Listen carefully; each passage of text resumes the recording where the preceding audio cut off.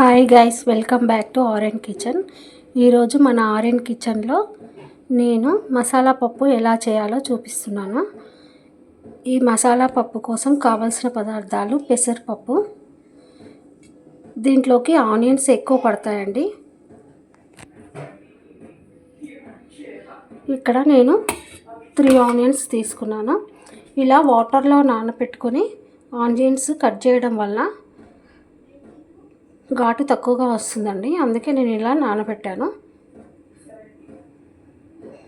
ఈ పెసరపప్పును కూడా 3-4 టైమ్స్ బాగా కడగాలండి.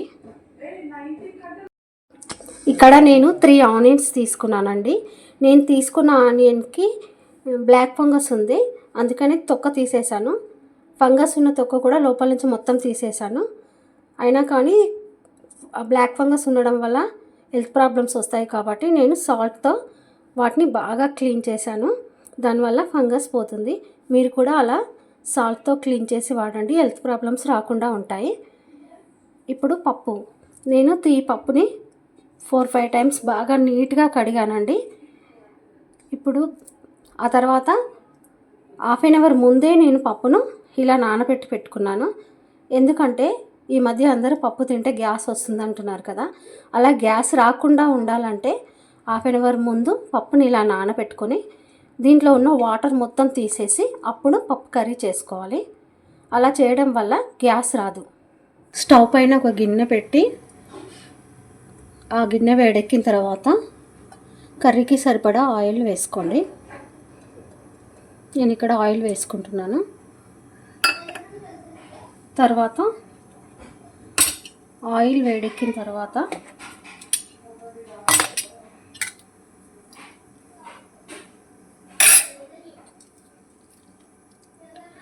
ఆనియన్స్ని వేసుకోవాలి. ఆనియన్స్ కొంచెం పెద్దగా కట్ చేసుకోవాలండి. ఈ మసాలా పప్పుకి చిన్న చిన్నగా కట్ చేయడం వల్ల పప్పు స్వీట్ అవుతుంది, కాబట్టి కొంచెం పెద్దగానే కట్ చేసుకోవాలి. అప్పుడే ఈ పప్పు టేస్ట్గా వస్తుంది.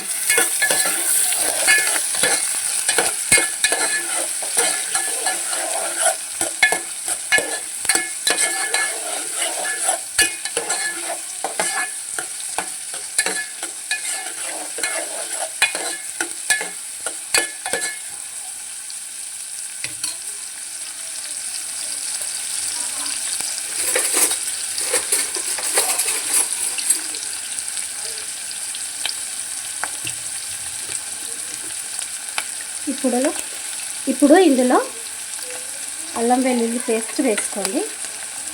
నేను ఇక్కడ 1 స్పూన్ వేసుకున్నాను.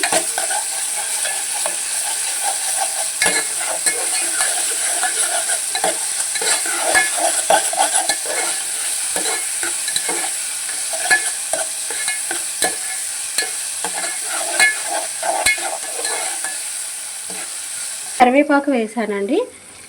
మీ దగ్గర కొత్తిమీర ఉంటే కొత్తిమీర కూడా వేసుకోండి. నా దగ్గర కొత్తిమీర లేదండి, అందుకే నేను కొత్తిమీర వేయట్లేదు. కొత్తిమీర వేయడం వల్ల ఇంకా మంచి టేస్ట్ వస్తుంది. మీ దగ్గర ఉంటే వేసుకోండి. హాఫ్ అన్ అవర్ ముందు నానబెట్టిన పప్పు ఉంది కదండి, దాంట్లో ఉన్న వాటర్ అంతా తీసేస్తున్నాను.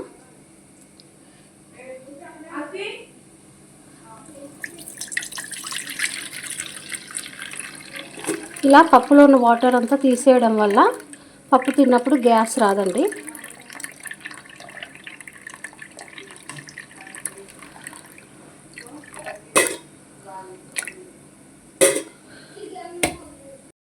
ఇప్పుడు పప్పులో ఉన్న వాటర్ మొత్తం తీసేసాను కదా, మళ్ళీ వాటర్ పోసుకొని దీన్ని ఒకసారి మళ్ళీ ఇలా కడిగి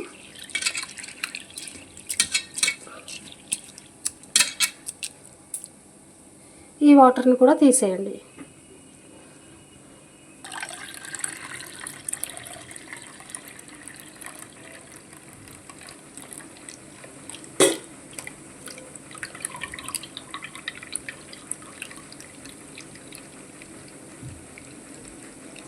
ఇలా వాటర్ మొత్తం తీసేసి ఇలా పక్కన పెట్టుకోండి. ఆనియన్స్ మంచిగా ఫ్రై అయిపోయాయి.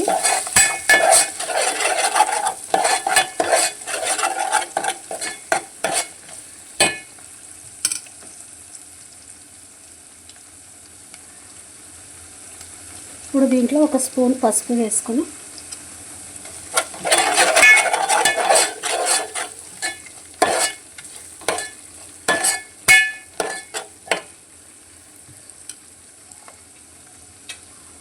ఇప్పుడు పప్పును వాటర్ అంతా తీసేసిన పప్పును ఇలా వేసుకోవాలి.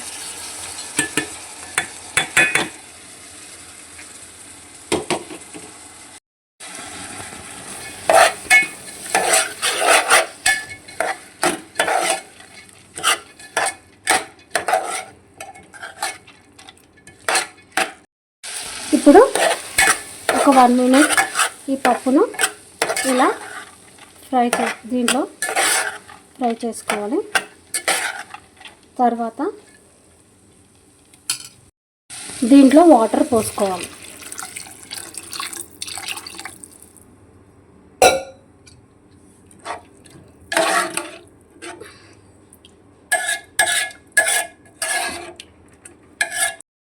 ఇప్పుడు దీనిపైన ప్లేట్ పెట్టుకొని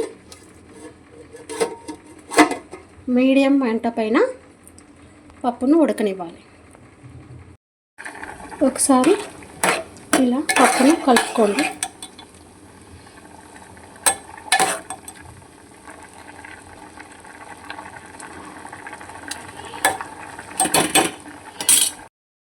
ఇప్పుడు సగానికి పప్పు ఉడికిపోయింది.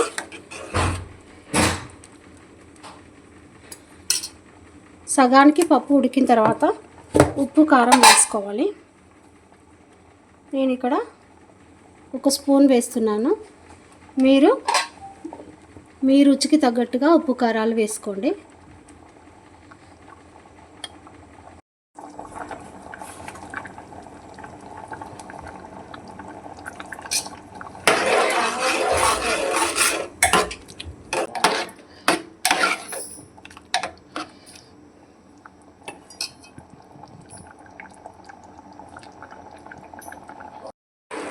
ఉప్పు కారం వేసుకున్న తర్వాత ఒక 10 మినిట్స్ పప్పును ఇలా ఉడకనివ్వాలి.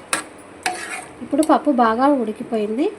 ఇప్పుడు దీంట్లోకి చివరిగా masala powder 1 spoon masala powder వేసుకోవాలి.